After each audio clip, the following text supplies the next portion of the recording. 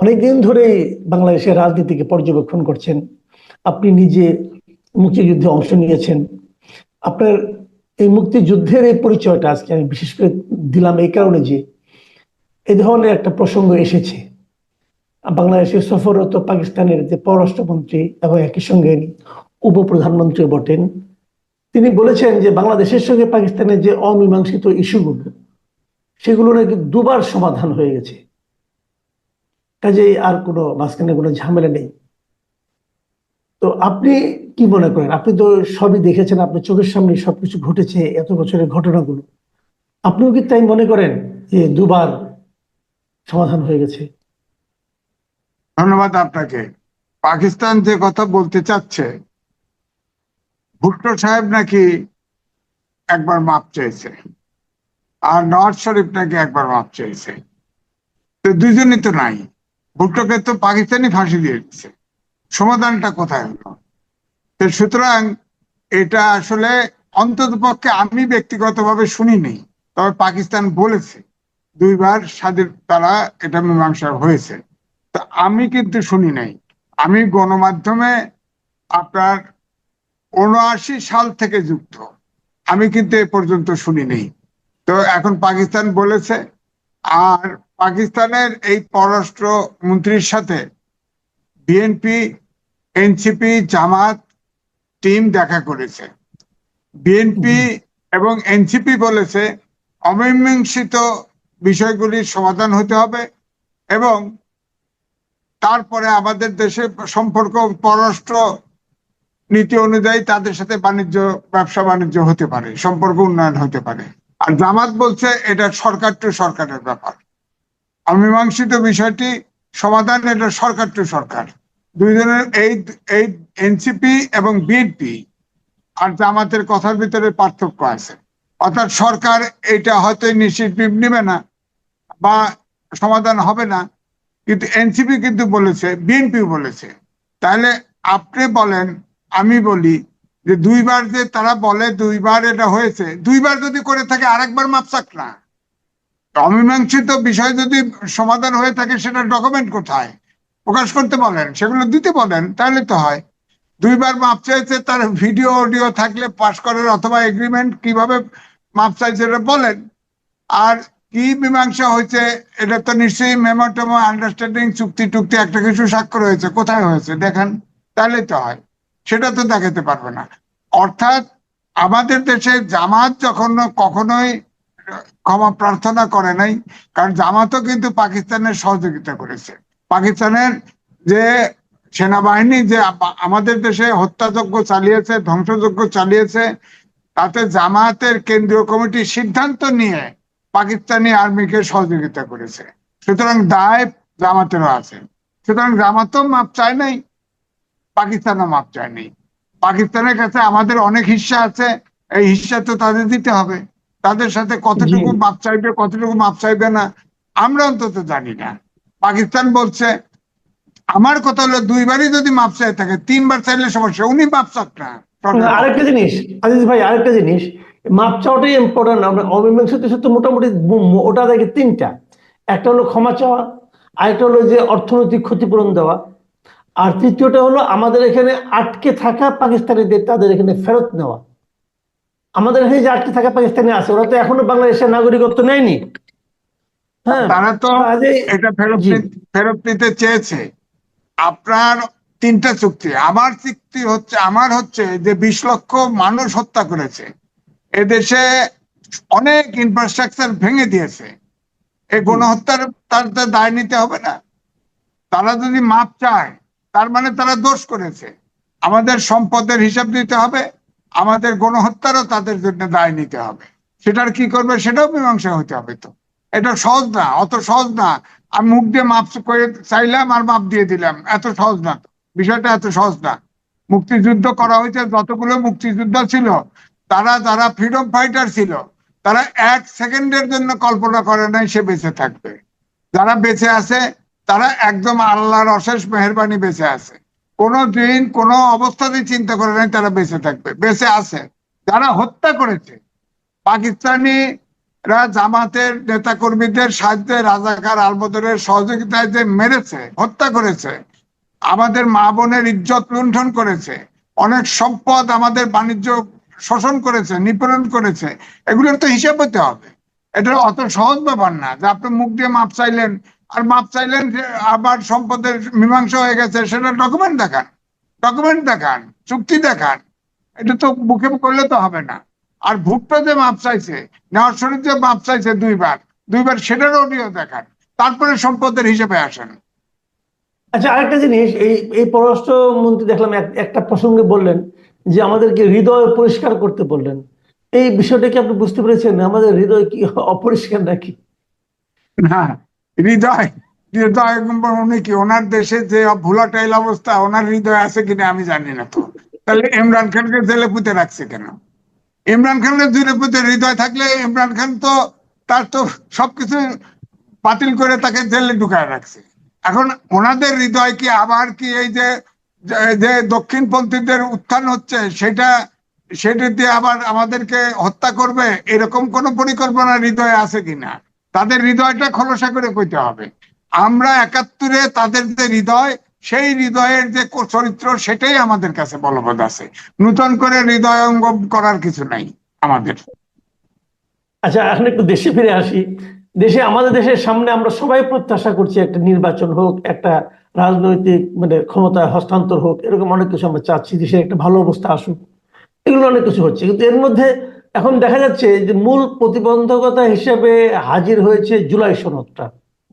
জামাত এবং এনসিপি তারা বলছে যে জুলাই সনদকে আগে বাস্তবায়ন করতে হবে, এবং কেবল বাস্তবায়নে না, এটাকে সংবিধানের উপরে জায়গা দিতে হবে। আবার তারা বলছে এই জুলাই সনদে যা থাকবে সেটা নিয়ে পরবর্তী সময়ে কোনো আদালতে প্রশ্ন করা যাবে না। আবার সর্বশেষ দেখলাম যে নাহিদ ইসলাম বলেছেন যে সংবিধান পরিবর্তন না হলে নতুন মানে পুরাতন সংবিধানের অধীনে তারা নির্বাচনেই যাবে না। এই যে বিষয়গুলো, এগুলো কি নির্বাচনকে আসলে প্রশ্নের মুখে অনিশ্চিত করে তুলছে কিনা? দেখেন, আমার তো মনে হয় এগুলোতে যদি তারা স্টিক করে, তার মানে নির্বাচন তারা হতে দিতে চায় না। কারণ আমি এই যে আপনার কয়েকজন লয়ারের সাথে কথা বলছি, এই সরকার সাংবিধানিক সরকার, অর্থাৎ এই রাষ্ট্রপতির কাছে ওত নিয়েছে এবং 106 অনুচ্ছেদ অনুযায়ী সুপ্রিম কোর্টের মতামত দিয়েছে এই সরকার বৈধ, অর্থাৎ এটা সাংবিধানিক সরকার। সংবিধানেরই সংস্কার করার ম্যান্ডেট নাই।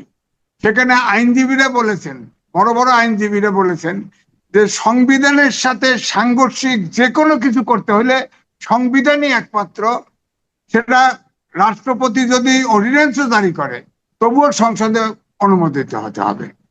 বিএনপি যেটা বলেছে, এক হলো জুলাই সনদ তো সংবিধানের উপরে হতে পারে না। জুলাই সনদ একটি 24 সালের গণহত্যার বিষয়ে এবং যেসব সংস্কার সব সম্মিলিত একটা জিনিস, এটা সংবিধান হলো সর্বোচ্চ আইন, তার উপরে আবার জায়গা দেয় কেমনে? এটা তো সম্ভব না।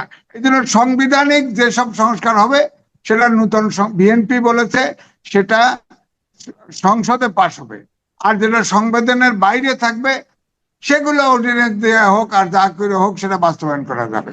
এনসিপি বলছে গণপরিষদ নির্বাচন এবং সংসদের নির্বাচন একবারে হবে, এবং গণপরিষদ নির্বাচনে সবকিছু এই নূতন সংবিধান পুনর্লেখন করে এটা পাশ করতে হবে, এবং 120 দিন পরে ওই গণপরিষদই সংসদে রূপান্তর করবে। আর জামাত বলেছে প্রেসিডেন্টের অর্ডিন্যান্স অথবা গণভোট দিয়ে এটা বাস্তবায়ন। আমি আশ্চর্য হই যে এনসিপির চাই, জামাতের চাইতেও এনসিপি তো অনেক বেশি ম্যাচিউর। জামাত আপনি খেয়াল করেন, জামাত বলছে গণভোট, গণভোট হলেও তো সংবিধানে লাগবে, গণভোট তো সংবিধানে ইনক্লুড করতে হবে না? তারপরে রাষ্ট্রপতি অর্ডিন্যান্স দিয়ে পাশ করে তারা নির্বাচনে চলে যাইতে চায়। এটা কোন ধরনের কথা? কোন আইনে আছে? এটা কি? একজন জামাতের আমির ডাক্তার, আপনার জামাতের সেক্রেটারি জেনারেল ঢাকা ইউনিভার্সিটি থেকে আপনার এক সাবজেক্টে কিন্তু ফার্স্ট ক্লাস পাওয়া, এটা তো তারা বোঝে না, রাজনীতি করে। যে সংবিধানের সাথে, এই সংবিধানের সাথে সাংঘর্ষিক কোনো কিছু বাস্তবায়নযোগ্য নয়, এটা তাদের মাথায় রাখতে হবে। সুতরাং এখানে অনেকগুলো সমস্যা আছে। এই সমস্যাগুলো তারা বলেছে যে আবার এনসিপি বলেছে, জামাতও বলেছে যে জিয়া রহমানের সময়ে যেসব প্রোক্লামেশন দিয়ে যেটা করেছে সেইভাবে আমরাও করতে পারি। আপনি তো জিয়া রহমান তো তখন তো সংবিধান স্থগিত ছিল, সংবিধান তো ছিল না, পার্সোনাল ফর্মুলেশন করেছে, ওটা পরে সংবিধানে অন্তর্ভুক্ত করেছে। আপনাকে আপনাকে বলেন তো, এখন তো সাংবিধানিক সরকার, আপনার সংবিধানে 106 অনুচ্ছেদে অনুমোদন নিয়েছেন, আপনি কিভাবে অর্ডিন্যান্স জারি করবেন? কিভাবে আপনারা একমত হয়ে আপনারা বাস্তবায়ন করবেন বলেন? আপনি এটা সংবিধানের সাথে যেটা সংবিধানে নাই, যেমন ধরেন প্রধান নির্বাচন কমিশনার তিনি তো বলেছেন আনুপাতিক নির্বাচন এটা আইনে নাই, সুতরাং এটা আমরা বাস্তবায়ন করতে পারবো না। আমি স্যালুট জানাই তাকে, তিনি তার পক্ষে, ইলেকশন কমিশনের পক্ষে তো আনুপাতিক নির্বাচন তো নাই। এটা তো সংবিধান, এক হলো সংবিধান আপনার সংস্কার করে যদি একমত হয় সেটা নেক্সট সংসদে পাশ হবে, তারপরে আনুপাতিক নির্বাচন হবে। তারপরেও কিন্তু আমি বলবো আনুপাতিক নির্বাচন সংসদে ঢুকাতে হলেও ইলেকশন করে ম্যান্ডেট নিতে হবে গণভোটে, কারণ এই আনুপাতিক নির্বাচন বাংলাদেশের জন্য স্বাধীনতা সার্বভৌমত্বের জন্য হুমকি স্বরূপ। কারণ আপনি খেয়াল করে দেখেন, এই আনুপাতিক নির্বাচনে আপনার প্রতীকে ভোট হয়, তো ধরেন সারা দেশে আপার হাউসেই হলো 100 সিট, এখানে বেনিফিট দুটো দেখানো হচ্ছে, একটা হচ্ছে ছোট দলগুলি সংসদে যেতে পারবে, আর একটা হচ্ছে যে সরকার যাতে, যে সরকার গঠন করবে সে যাতে স্বৈরাচারী হয়ে না ওঠে, তাকে আপনাকে ইয়ে করা যাবে, আটকানো যাবে। তা আমার বক্তব্যটা হচ্ছে যে আপনি ধরেন জনগণের প্রতিনিধি, তার তার একটা ব্যক্তি ভোট দিবে প্রতীকে, তার প্রতিনিধি এখন কক্সবাজার থেকে হলো, হ্যাঁ, তার প্রতিনিধি আমার বাড়ি পাবনা, আমি তো আমার প্রতিনিধি পেলাম না। এক, দুই হলো এই যে লিস্ট করা হবে সেই লিস্টে তো সরকার প্রধান বা সরকারের শীর্ষ পর্যায়ে যারা, তাদের স্ত্রী, কন্যা, বউ, বাচ্চা, ভাই বোনেরা দিয়ে লিস্ট দেয়, এটা কি করবো আমরা? এক, দুই হলো ধরেন আনুপাতিক নির্বাচনে যখন যাবেন প্রতীকে নির্বাচন হবে, এটা সত্য, কিন্তু প্রতীকে নির্বাচন হলেও ধরেন স্বতন্ত্র দাঁড়ানোর তো প্রভিশন থাকবে। ধরেন হিন্দু, বৌদ্ধ, খ্রিস্টান ঐক্য পরিষদ আছে, তাদের ভোট তো 9 থেকে 10% আছে, তারা তাদের অ্যাসেস করবে টোটাল ভোট কত, তাহলে আমরা কতগুলো সিটে দাঁড়াতে পারি। সব এক জায়গায় ভোট দিল, ভোট দিয়ে তাদের প্রতিনিধি পাঠাইলো 8-10 জন, তারা তো সবসময় বলবে এদেশে সাম্প্রদায়িক সম্প্রীতি নাই। পাহাড়ি অঞ্চলের ভোট করলো, তারা ধরেন 2 জন জিতলো, কেউ স্বায়ত্তশাসন চায়, কেউ স্বাধীনতা চায়, তারা যা পাহাড়ি অঞ্চলের স্বাধীনতা চাইলো। এখানে সমকামী অর্গানাইজেশন আছে, সমকামীরা একটা প্রার্থী দিল, আপনার প্রার্থী দিল, রেজিস্টার্ড প্রার্থী দিল, গার্মেন্টস ওয়ার্কার পার্টি দিল, বিভিন্ন অর্গানাইজেশন প্রার্থী দিয়ে, এটা একটা ম্যাসাকার অবস্থা, ম্যাসাকার অবস্থা। যতক্ষণ পর্যন্ত উচ্চ মানের গণতন্ত্র দেশে প্রতিষ্ঠিত না হবে এবং দেশের রাজনৈতিক দলের ভিতরে গণতন্ত্র যতক্ষণ না আসবে এবং যতক্ষণ পর্যন্ত রাজনীতিবিদরা দেশপ্রেমিক, চূড়ান্ত প্রেমিক না হবে, রাজনৈতিক ইস্যুতে একমত হতে না পারে, এই যে এখন ঐক্যমত্য কমিশন এক হতে পারছে না, কিন্তু সাদা পাথর তোলার সময় তো ঠিকই এক আছে, সব পার্টি এক আছে, ওখানে এক আছে। তো সুতরাং এটা তো ঐক্য, আনুপাতিক নির্বাচন হলে নেপালের মতো রাজতন্ত্রতে বেরিয়ে 12 বছরে 17 বার সরকার পতন ঘটছে, এখন তারা রাজতন্ত্রে ফিরে, অন্ধকার যুগে ফেরত দিতে চায়।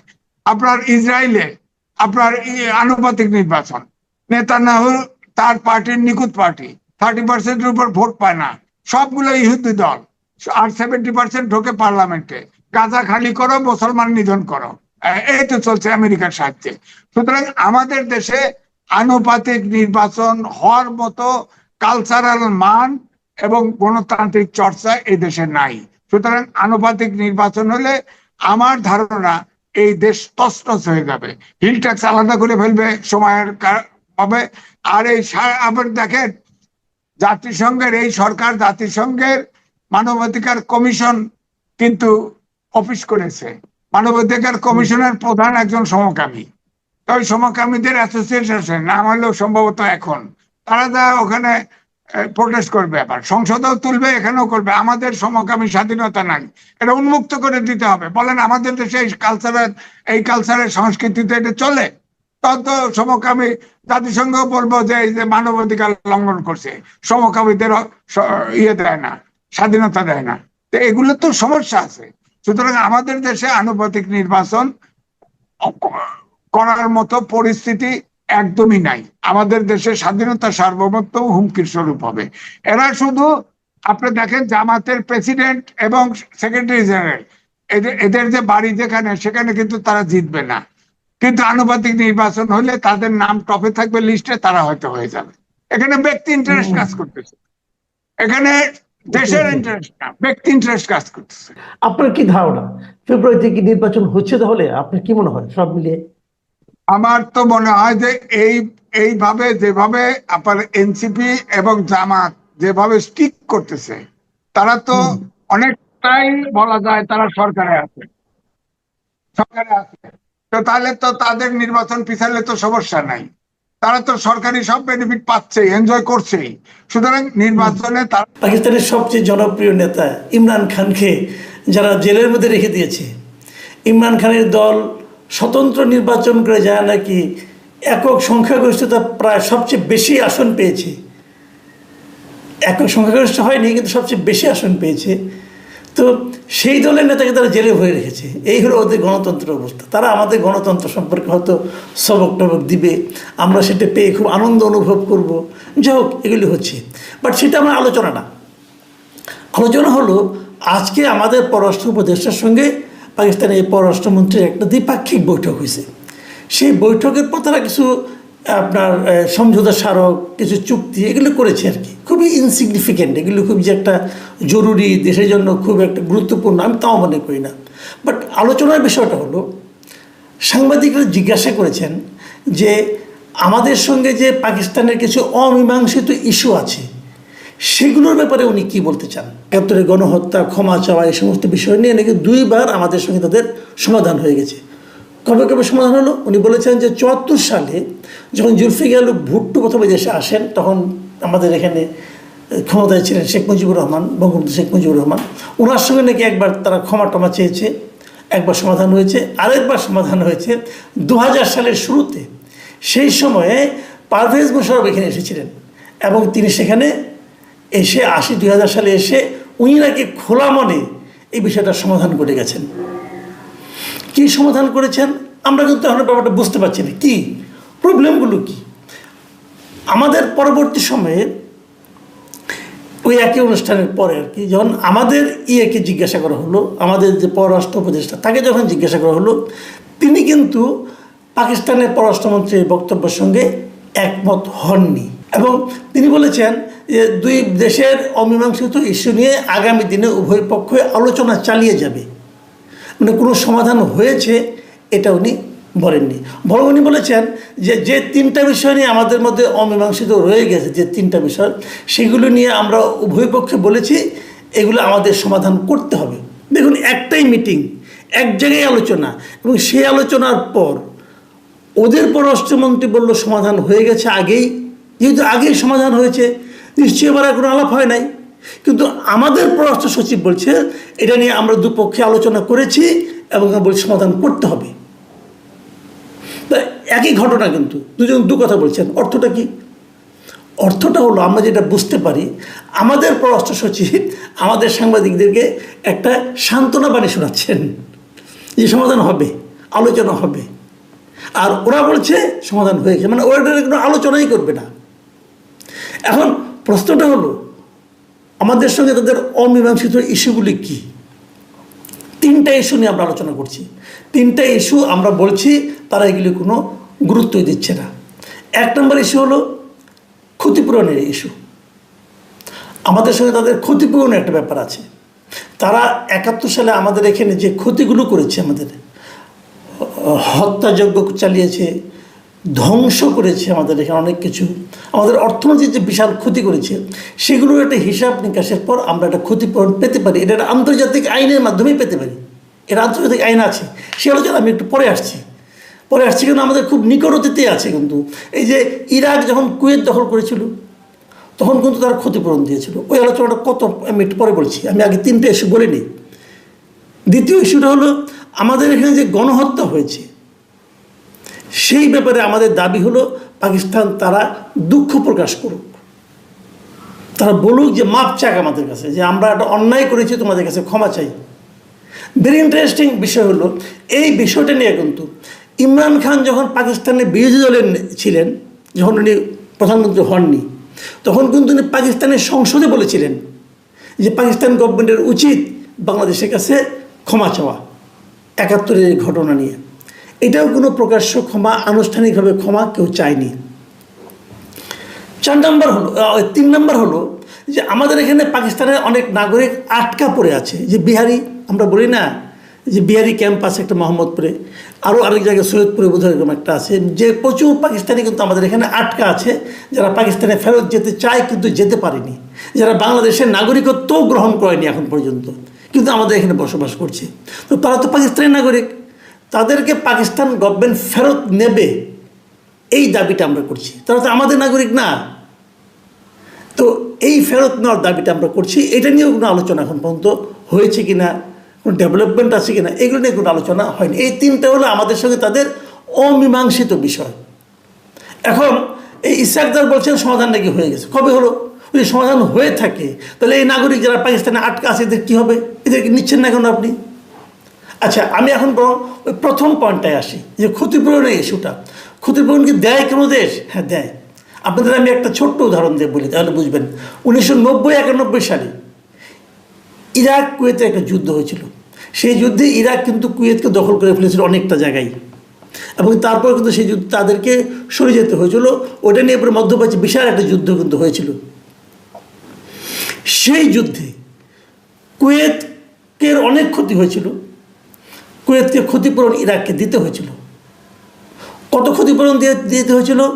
$52.4 বিলিয়ন।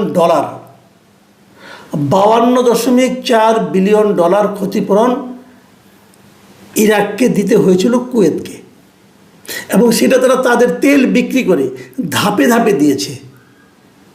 ইরাক কিন্তু এর মধ্যে যুদ্ধ বিধ্বস্ত দেশ হয়ে গিয়েছিল, আগের অবস্থা ইরাকের ছিল না, কিন্তু তারপরেও তাদের সেই ক্ষতিপূরণ দিতে তারা বাধ্য হয়েছিল, এবং 2022 সালের ফেব্রুয়ারিতে এসে তাদের সেই ক্ষতিপূরণ দেওয়াটা সমাপ্ত হয়েছিল, এবং সেই ক্ষতিপূরণ তাদেরকে দিতে হয়েছিল জাতিসংঘের মাধ্যমে।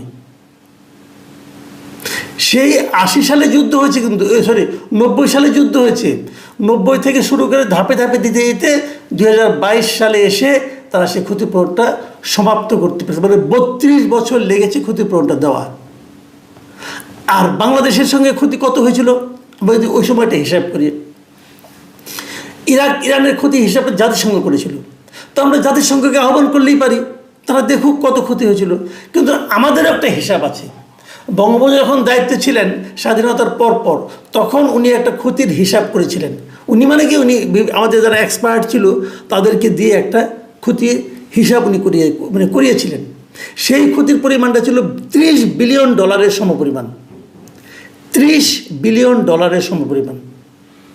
এবং সেই ক্ষতি আমি যদি ওই 1972-এর ওই সময়ের যে ক্ষতিটা $30 বিলিয়ন, সেটাকে যদি আজকের হিসাবে করি, এই যে মুদ্রাস্ফীতি, তারপরে সুদ, এই সবগুলো মিলিয়ে যদি ধরি, তাহলে সেটা দাঁড়ায় $400 থেকে $500 বিলিয়ন। তাহলে আমরা মিনিমাম $400 বিলিয়ন পাকিস্তানের কাছে ক্ষতিপূরণ হিসাবে দাবি করতে পারি। এবং যদি পাকিস্তান বলে না এত টাকা ক্ষতি হয় নাই, তো ঠিক আছে, তাহলে আপনি জাতিসংঘের কাছে যান, জাতিসংঘে একটা নিরপেক্ষ তদন্ত করুক, নিরপেক্ষ হিসাব করুক, করে বলুক কত টাকা ক্ষতি হয়েছে। কিন্তু আপনি তো ক্ষতি করেছেন, আমার ক্ষতি করেননি। আমার এখানে আপনার মানে সেতু ভাঙছেন, রেল লাইন, বিদ্যুৎ কেন্দ্র, শিল্প কারখানাকে সব আপনি ধ্বংস করে দিয়েছেন। 9 মাসের যুদ্ধে আপনি তো কিছুই রাখেননি।